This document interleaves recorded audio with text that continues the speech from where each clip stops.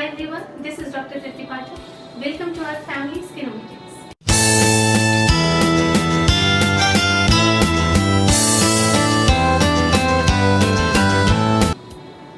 झाइयाँ क्यों होती हैं, कैसे होती हैं और इनसे कैसे बचा जाए और ये हमेशा के लिए ना हो इसके लिए हम क्या उपाय करें, चलिए जानते हैं। हमारे स्किन के लेयर्स में बहुत सारे कलर फॉर्मिंग सेल्स होते हैं जिनको मेलानोसाइट्स बोला जाता है। ये सेल्स हमें कलर प्रोवाइड करते हैं और सन के हार्मफुल रेज से भी बचाते हैं।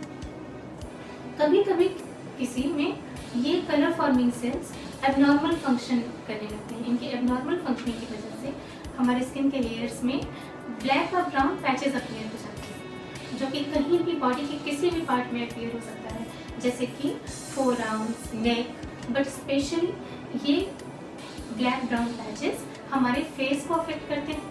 हमारे फोरहेड, नोज, अपर लिप, चिन या चीक्स पे ज़्यादा हो जाते हैं। तो किसी किसी को ही मेलाज़्मा क्यों होता है? इनके मल्टीपल ट्रिगरिंग फैक्टर है। मेलाज़्मा जेनेटिक भी होता है, तो कभी कुछ लोगों में आप देखेंगे कि फैमिली में कई मेंबर्स को एक साथ मेलाज़्मा है। मेलाज़्मा का एक और ट्रिगरिंग फैक्टर है हार्मोनल भी होता है। फीमेल हार्मोन स्पेसिफिकली इसके लिए रिस्पॉन्सिबल है। तो ये मेनली यंग फीमेल्स को अफेक्ट करता है या प्रेगनेंसी में बहुत बढ़ जाता है। जो फीमेल्स ओसी पिल्स लेती हैं उनमें भी मेलाज़्मा बढ़ जाता है, बट प्रेगनेंसी के बाद धीरे धीरे मेलाज़्मा कम होने लगता है और कुछ लोगों में ये खत्म हो जाता है, कुछ लोगों में ये परसिस्ट कर जाता है।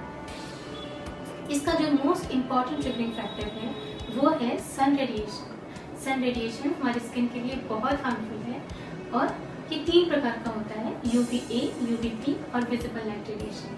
तो हमें इन तीनों रेज से बचना होगा अगर हमें झाइयाँ नहीं चाहिए फेस पर। सन रेडिएशन के चलते मेलानोसाइट्स का रैपिड मल्टीप्लिकेशन हो जाता है और हमारा मेलाज़्मा बहुत बढ़ जाता है। अब जानते हैं कि मेलाज़्मा का इलाज क्या है और इनसे कैसे बचा जाए। तो मेलाज़्मा के मल्टीपल ट्रीटमेंट अवेलेबल है आजकल। आपके डर्मेटोलॉजिस्ट देखकर ये बता सकते हैं कि आपका मेलाज़्मा डीप है या सुपरफिशियल है, आपको कौन सी क्रीम दी जाए, आपकी स्किन का टेक्सचर क्या है और आपके स्किन पे कितना कॉन्सेंट्रेशन का पील या क्रीम लगाया जाए। तो पहला ट्रीटमेंट है पीलिंग। मेलाज़्मा के लिए ग्लाइकोलिक और ग्लाइकोलिक कोचिक एसिड पील बेस्ट रहता है।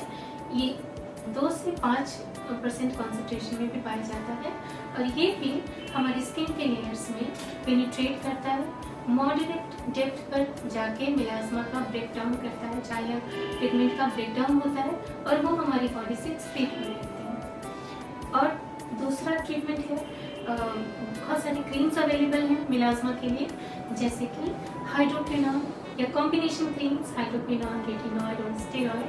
बट इन क्रीम्स को रात में ही लगाएं और बिल्कुल थोड़े से अमाउंट में अपने सिर्फ झाइयों वाले एरिया में ही लगाएं, क्योंकि इन क्रीम्स का कोई साइड इफेक्ट होता है। तो इनको लॉन्गर ड्यूरेशन के लिए और हाई कॉन्सेंट्रेशन में बिल्कुल ही मत यूज़ करिएगा।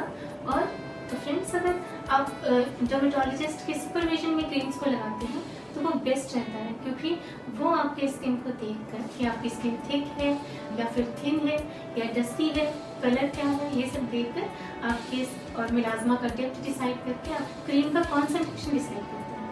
हर महीने इन क्रीम्स को कुछ समय के लिए बंद भी करना बहुत ज़रूरी है। सबसे इम्पॉर्टेंट फैक्टर है जो हमें मेलाज़्मा से बचाएगा वो है सनस्क्रीन, क्योंकि सन रेडिएशन से ही हमारे मेलानोसाइट्स का रैपिड मल्टीप्लिकेशन होता है। सनस्क्रीन में आप कौन सा SPF लगा रहे हैं ये बहुत इंपॉर्टेंट है, क्योंकि 30 to 50 SPF आपको ऑलमोस्ट सेम प्रोटेक्शन देता है। 30 SPF से बस 2% ज़्यादा प्रोटेक्शन आपको 50 SPF सनस्क्रीन देता है। तो इम्पॉर्टेंट क्या है, हमेशा आप ब्रॉड स्पेक्ट्रम सनस्क्रीन लगाइए, क्योंकि ब्रॉड स्पेक्ट्रम सनस्क्रीन आपको UVA, UVB और विजिबल लाइट रेडिएशन से भी प्रोटेक्शन देता है।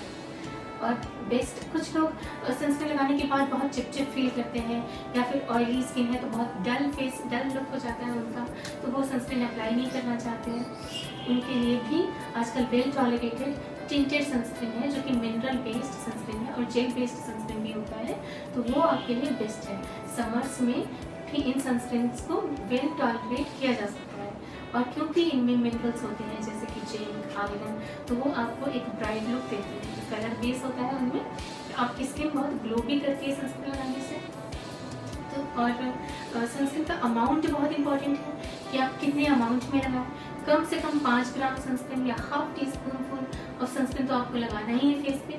अगर आपको बहुत ज़्यादा सनस्क्रीन लगाने में उतने ज़्यादा अमाउंट में प्रॉब्लम हो रही है, बहुत वाइटिश फेस दिख रहा है, तो आप थोड़ी देर वेट कर लें, सनस्क्रीन सेटल हो जाएगा।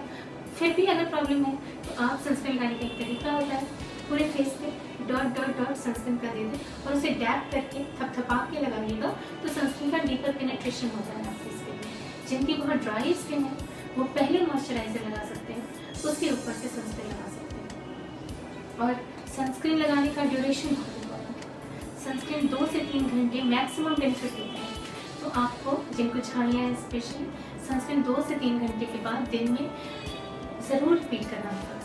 सनस्क्रीन को हमेशा बाहर निकलने के आधे घंटे पहले अपने पूरे फेस पर जरूर लगाएं।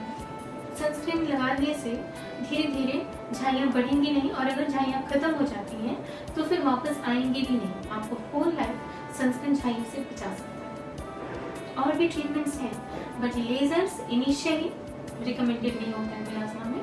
शुरुआत के दौर में आपके लिए बेस्ट रहेगा कि आप पीलिंग्स करवाएं, क्रीम्स को अप्लाई करें, और मिलाज़मा खत्म होने के बाद हम लोग मेंटेनेंस क्रीम भी देते हैं। मेंटेनेंस क्रीम जैसे कि ग्लाइकोलिकोजिक पेस्ट क्रीम होता है, तो इन क्रीम्स को भी आप रात के समय में हल्के से अमाउंट में अपने फेस पर लगा सकते हैं। बट यू हैव टू, आपको स्टॉप करना होगा क्रीम का एप्लीकेशन थोड़े थोड़े दिनों में, और बहुत लंबे ड्यूरेशन के लिए नहीं यूज़ करना होगा।